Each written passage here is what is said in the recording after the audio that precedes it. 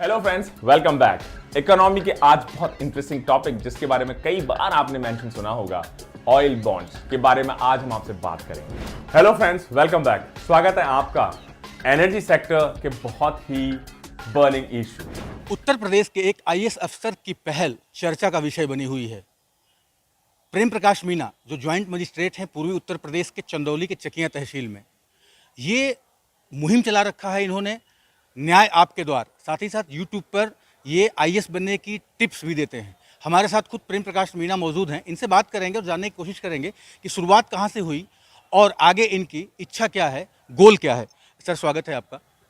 सबसे पहले तो हम आपके बारे में जानना चाहेंगे कि कहाँ पैदाइश हुई और प्रारंभिक शिक्षा दीक्षा कहाँ हुई। जी, अलवर डिस्ट्रिक्ट है राजस्थान में, जो कि एनसीआर का पार्ट है, मथुरा के पास में है। वहीं जन्म हुआ और उसके बाद स्कूलिंग सैनिक स्कूल चित्तौड़ से हुई। उसके बाद फिर बीटेक किया मैकेनिकल इंजीनियरिंग में, उसके बाद एमटेक किया और उसके बाद लगभग 10 साल तक विदेशों में कई सारी इंटरनेशनल कंपनीज जैसे कि ब्रिटिश पेट्रोलियम, शेल, स्लम्बरजे, उनके साथ काम करने का मौका मिला।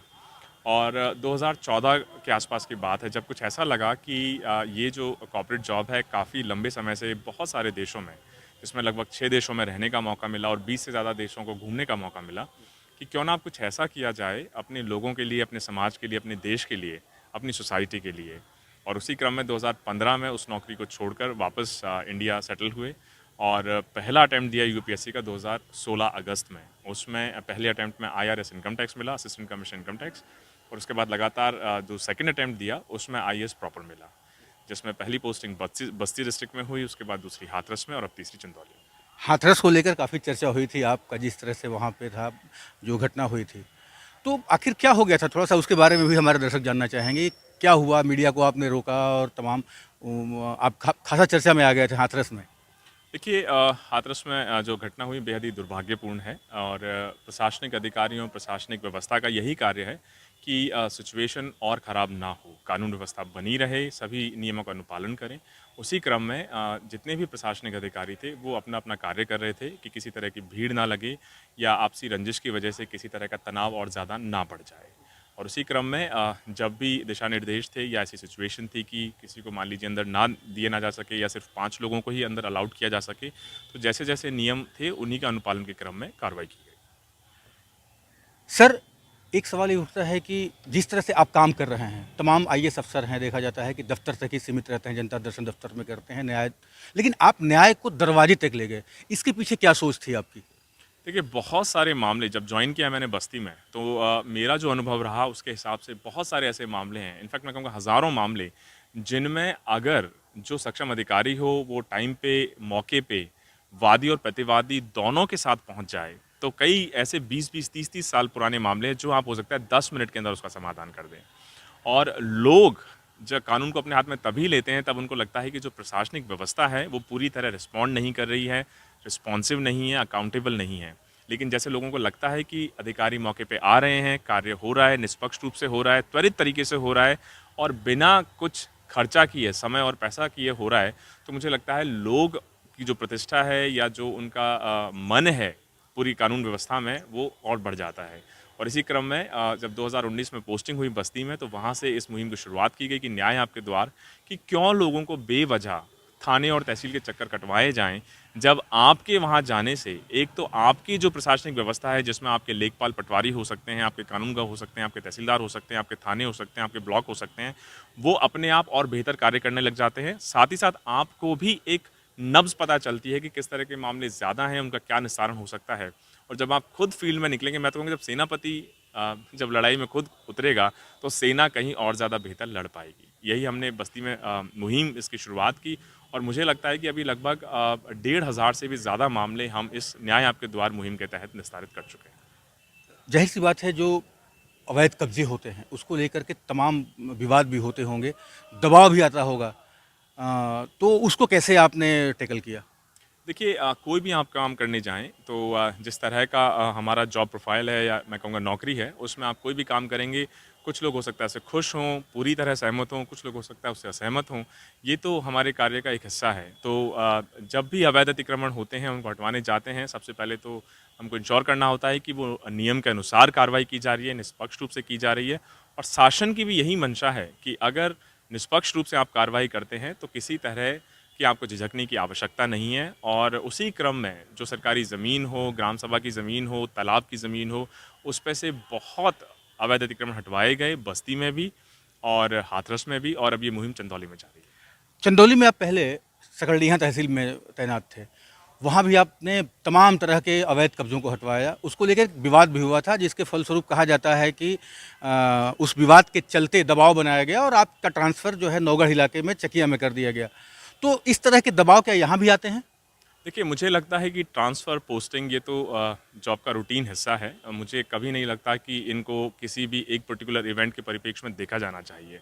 और ज़ाहिर-सी बात है कि लगभग 3 साढ़े 3 महीने सकलडीहा में बहुत अच्छा काम करने का अवसर प्राप्त हुआ और उसके बाद शासन को लगा कि अब चकिया को शायद ज़रूरत हो और मुझे इस एक्सपोज़र की ज़रूरत हो। तो पिछले लगभग 4 महीने से चकिया क्षेत्र में जो मामले हैं, राजस्व संबंधी मामले हो, मजिस्ट्रेसी संबंधी मामले हों या लॉ एंड ऑर्डर संबंधी मामले हों, उन सभी को भी उसी दक्षता के साथ निष्पादित करने की कोशिश की जा रही है। सर, आप एक यूट्यूबर भी बन चुके हैं, 30,000 से ज़्यादा फॉलोअर आपके हैं आपके यूट्यूब चैनल के। आईएएस होते हुए भी लोगों को आईएएस बनाने की रुचि कैसे आई और एक ख्याल कैसे आया कि जो बाकी लोग हैं, जो गरीब गुरबा लोग हैं, जो पढ़ने में तेज़ हैं, जो महंगी फीस नहीं जमा कर पाते, उनके लिए आपके मन में इस तरह का ख्याल कैसे आया और आगे क्या करने वाले हैं आप? देखिए, जो मेरा खुद का अनुभव रहा, जब 2015 में सब कुछ छोड़ के इंडिया वापस आए और जैसा कहा जाता है कि अगर आपको आईएएस की तैयारी करनी है, यूपीएससी की तैयारी करनी है, तो हो सकता है कई जगह आपको सपोर्ट की ज़रूरत हो, गाइडेंस की ज़रूरत हो और एक ज़ाहिर सी बात है, एक आसान रास्ता है कि आप किसी कोचिंग को आप ज्वाइन कर लें। तो मैंने भी वही किया। लेकिन जो मेरा अनुभव रहा कि मैं बिल्कुल इसको सबके सामने कहने में मुझे कोई हिचक नहीं है कि ज़्यादातर कोचिंग संस्थानों में कुछ भी नहीं पढ़ाया जाता। मोटी फ़ीस वसूली जाती है और उसके बाद मुझे लगता है काफ़ी समय और धन व्यर्थ करने के बाद जो भी एस्पिरेंट होता है, बच्चा होता है, उसको खुद को ही सारी मेहनत करनी पड़ती है। उसको बस एक बेसिक गाइडेंस मिलता रहे। और ऐसे मैंने बहुत सारे बच्चे देखे कि अगर मान लीजिए आपको दिल्ली जाना है तैयारी के लिए तो आपको 2-2.5 लाख रुपए फ़ीस पे करनी होगी, 4-5 लाख रुपए सालाना आपको मकान के देने होंगे, फिर रहने का खर्चा अलग, खाने का खर्चा अलग। और एक आम परिवार इतना मोटा खर्चा जनरली उठा पाने में सक्षम नहीं होता। तो मुझे लगता है कहीं न कहीं ये एक अजीब तरह का भेदभाव है कि जो सक्षम लोग हैं, समृद्ध लोग हैं, उनके बच्चे तो सब अफ़ोर्ड कर पाते हैं, अच्छी शिक्षा ग्रहण कर पाते हैं, तैयारी कर पाते हैं। लेकिन जो हमारे गाँव के लोग हैं, ये बात मैंने बस्ती में देखी, हाथरस में देखी, अब चंदौली तो अति पिछड़ा ज़िला माना जाता है। क्या यहाँ के बच्चे उतने कैपेबल नहीं हैं या पढ़ाई में तेज़ नहीं हैं? यहाँ के बच्चे भी मुझे लगता है उतने ही तेज़ हैं जितने बाकी देश के हैं। लेकिन क्योंकि शायद इनको वो सुख सुविधा, वो चीज़ें, वो एक्सेस, वो कोचिंग संस्थान या अच्छी गाइडेंस नहीं मिल पाती है, जिस वजह से शायद कहीं ना कहीं वो थोड़ा सा अपने आप को पिछड़ा हुआ महसूस करते हैं। तो इसी क्रम में हाथरस से इस मुहिम की शुरुआत की और हमारी कोशिश है कि जो भी प्रशासनिक परीक्षाएं हों, खासतौर से यूपीएससी हो, पीसीएस हो, उनके लिए जो गाइडेंस हो वो निःशुल्क उपलब्ध कराई जा सके।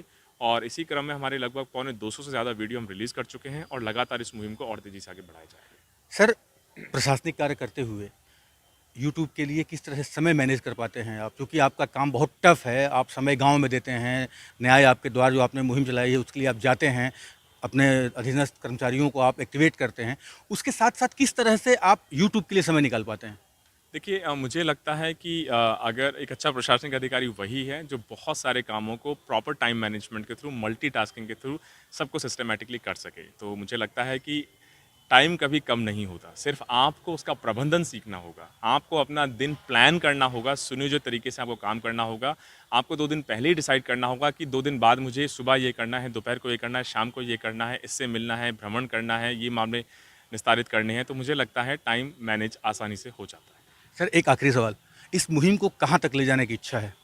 मुझे लगता है न्याय आपके द्वार हो या चाहे यूट्यूब का हमारा चैनल हो, मेरा पूरा प्रयास रहेगा कि जब तक मैं इसको आगे बढ़ा सकूं और लोगों को जोड़ सकूं, भरसक प्रयास किया जाएगा और कोशिश की जाएगी ज़्यादा से ज़्यादा लोगों को, चाहे वो हमारे ग्रामीण वासी हों, हमारे शहरवासी हों, चाहे हमारे एस्पिरेंट बच्चे हों, सभी को ज़्यादा से ज़्यादा इसका लाभ मिल सके।